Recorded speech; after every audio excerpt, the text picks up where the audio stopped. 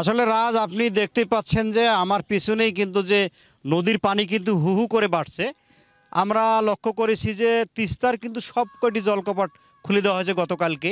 আজকে আমরা খোঁজ নিয়ে দেখেছি, যদিও ডালিয়া পয়েন্টে 16 সেন্টিমিটার পানি বৃদ্ধির কথা বলা হয়েছে, কাউনিয়া পয়েন্টে কিন্তু এখনও প্রায় 26 সেন্টিমিটার নিচে রয়েছে।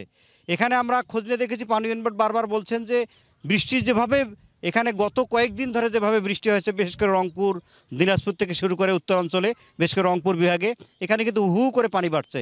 আজকে যদি আমরা যেখানে দাঁড়িয়েছি, যদি এটা ঘাগড়ের পাড়ে দাঁড়িয়েছি, আপনি দেখতেই পাচ্ছেন এই যে নিম্ন অঞ্চলগুলো প্লাবিত হয়েছে। এখানে অনেক যে ফসল ছিল, এখানে ধানও কিন্তু তলিয়ে গেছে, কৃষকরা ক্ষতিগ্রস্ত। কিন্তু আরও যে কৃষি জমিগুলো রয়েছে সেগুলো ডুবে গিয়ে কিন্তু এখানে আরও কিন্তু ক্ষতি তারা হবেন। এখানে পানি উঠতে বারবার বলা হচ্ছে যে আমরা তিস্তার অববাহিকায় আমরা ঘুরে দেখেছি, এখনও কিন্তু নিম্ন অঞ্চলগুলোতে পানি তেমন যদিও ওঠেনি, কিন্তু পানি ওঠার সম্ভাবনা অনেক বেশি। তারা বারবার বলছেন যে যেভাবে পানি ওঠা শুরু হয়েছে আরও যদি বৃদ্ধি পেতেই থাকে, সেক্ষেত্রে লালমনিরহাট থেকে শুরু করে গাইবান্ধা, এখানে নীলফামারী রয়েছে, রংপুরের গঙ্গাছড়া থেকে শুরু করে পীরগাছা, অনেক অঞ্চল কিন্তু প্লাবিত হবে। আমরা এলাকাগুলো ঘুরে দেখেছি এবং এলাকার লোকের সঙ্গে কথা বলে দেখেছি, যদি সরকারের পক্ষ থেকে এখন পর্যন্ত তেমন কোনো ব্যবস্থার কথা এখানে বলা হয়নি, কোনো মাইকিংয়ের কথা বলা হয়নি, জেলা প্রশাসনের পক্ষ থেকে কোনো উদ্যোগ গ্রহণ করা হয়নি, কিন্তু নিজ উদ্যোগে এখানকার এলাকার লোকজন, কৃষক, তারা সচেতন রয়েছেন। তারা বারবার বলছেন যে আমরা এই পানি থেকে বাঁচতে এবং যেভাবে হু হু করে ভারত গেট ছেড়ে দিয়ে পানি বাড়ছে, সেক্ষেত্রে তারা কিন্তু সতর্ক রয়েছেন।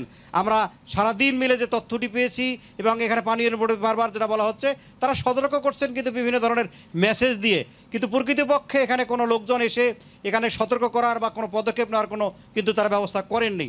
আমরা ডালিয়া পয়েন্টে খোঁজ নিয়ে দেখেছি, গতকাল থেকে তারা বলছেন যে পানি বাড়ছে, এ কথা যদিও বলছেন, কিন্তু পানি যে বেড়ে অনেক অঞ্চল যে প্লাবিত হচ্ছে, সেক্ষেত্রে তারা যদিও এখানে এলাকার লোকজনের বারবার যেটা কথা বলছি যে পরে মেসেজে বলছেন, কিন্তু সামনাসামনি কোনো পদক্ষেপ না নেওয়ার কারণেই নিম্ন অঞ্চলগুলো প্লাবিত হয়ে কিন্তু আমরা কৃষি অঞ্চলগুলোতে দেখেছি, বিশেষ করে ধান এ সময় রয়েছে এবং কিছু কিন্তু এখানে আরও রবি শস্য রয়েছে, সেগুলো কিন্তু ক্ষতিগ্রস্ত ইতিমধ্যে হয়ে গেছে। আপনারা জানেন যে আলু চাষের জন্য কিন্তু কিছু ধান করা হয়েছিল নদী পাড়ে, সে ধানগুলো কিন্তু পচে যাবে আর 2 দিন যদি এভাবে পানি জমে থাকে। সেক্ষেত্রে যদি এখানে পানি উন্নয়নের পক্ষ থেকে যদি কোনো পদক্ষেপ নেওয়া হয় বা এখানে যদি গেটগুলো বন্ধ করে দেওয়া হয় ভারতের পক্ষ থেকে, ভারত যদি পানিটা আটকেই দেয়, তাহলে কিন্তু আমাদের এই ক্ষতি আর হবে না। ভারতের কারণেই, বিশেষ করে গজলডোবার সবকটি গেট খুলে দেওয়ার কারণেই এবং তিস্তার গেট খুলে দেওয়ার কারণেই কাউনিয়া পয়েন্ট এবং ডালিয়া পয়েন্টে হু হু করে পানি বাড়ছে। পাশাপাশি যে শাখা নদীগুলো রয়েছে, আমরা দেখতেই পাচ্ছেন যে শাখা নদীর পাশে দাঁড়িয়ে রয়েছি, সেখানে কিন্তু হু হু করে পানি বাড়ছে। এলাকার লোক